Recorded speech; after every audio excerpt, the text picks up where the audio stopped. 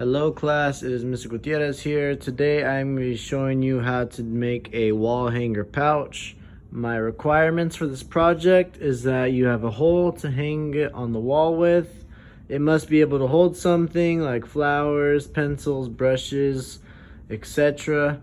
And the other requirement is that you have a creative design, okay? So I have different examples up on the board. This is available on Canvas, and just make sure that this shows some of your personality and it's creative. Alright, so today we are going to be creating a wall hanger pouch using slabs. So I rolled out a pretty big one just because I'm going to be using multiple slabs in order to make this wall pouch. For the sake of time, I'm going to do a smaller one, but I would like for you guys to challenge yourselves and, you know, go a little bit bigger and make some creative shapes with your forms. So if you want to experiment with texture, use one of these red rollers. So let's see, we have this slab here. Go through with one of these textured rollers and you can get out some really cool textures. I have koi fish, I have plants, and then this would be either on the background or on your top curved portion of your slab. So I would encourage you guys to use these for this project. So after you have a slab rolled out, we need the back side of our wall pouch. I'm just gonna go for a, let's see, this is gonna be for my top half, this is gonna be for my back half. I am just gonna go for a general shape of flat base, and we're going to have it something like that. And that's going to be my back base. Now what we need to do is create this front portion.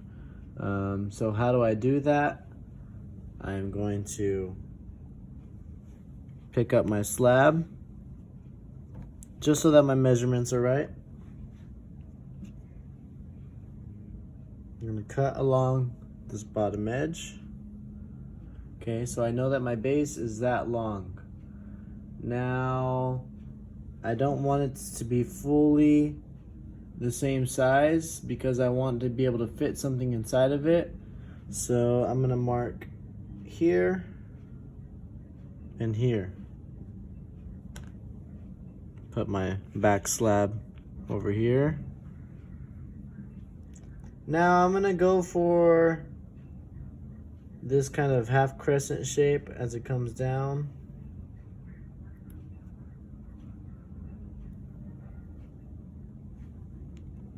And boom, we got our top base. So really all you need is two different slab shapes, and now we can go ahead and start constructing this. So basically what it's going to look like is something that sticks out like this.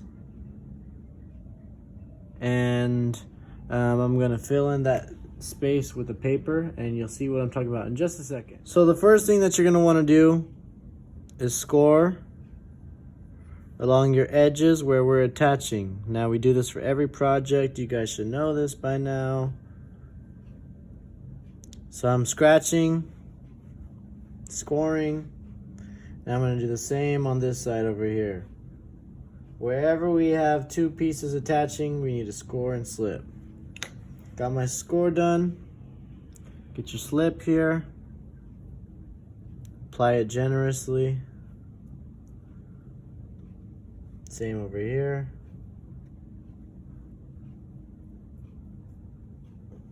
And I'm gonna blend it in with my finger a little bit.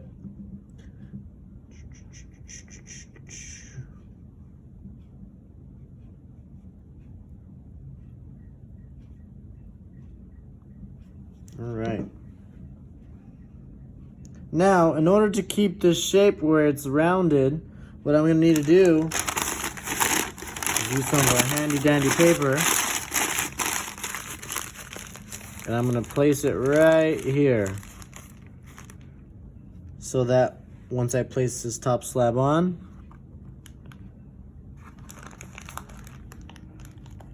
it's able to keep a shape. Now as you can see, this paper I used might have been a little bit too big, So you can either use a smaller piece of paper, or what I'm gonna do is just use some more force to make it smaller. Something like that.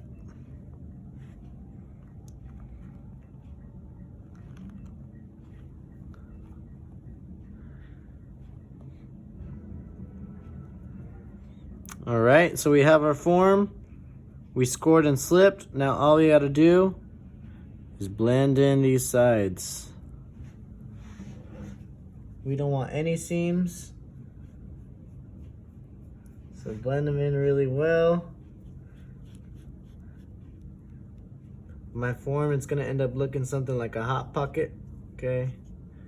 Fill it in with that paper, and the reason why we have this here is so that it dries with that shape, so that once it gets fired, I'm able to stuff things inside, like pencils or flowers, a plant, brushes, whatever you can think of. All right, so I've blended my seams on the bottom and on the sides. The next step would be to make any carvings that you might want to have on your project. So you can have some carvings. Let's say I wanted some zigzag lines. Okay, just for time, I'm just gonna leave it like that. Zigzag, zigzag.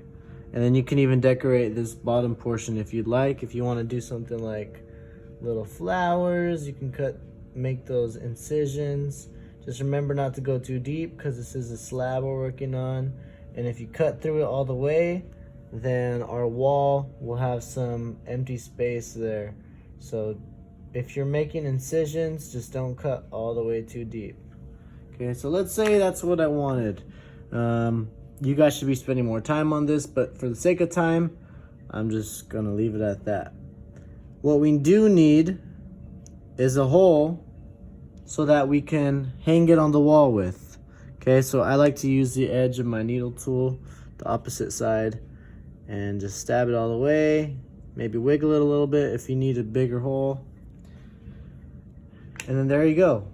I like some design that I've seen on the example board. You can roll out some little circles, press them down kind of like stamps.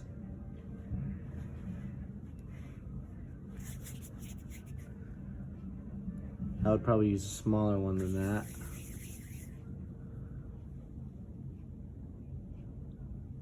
Okay, and you can have something like that going down the sides.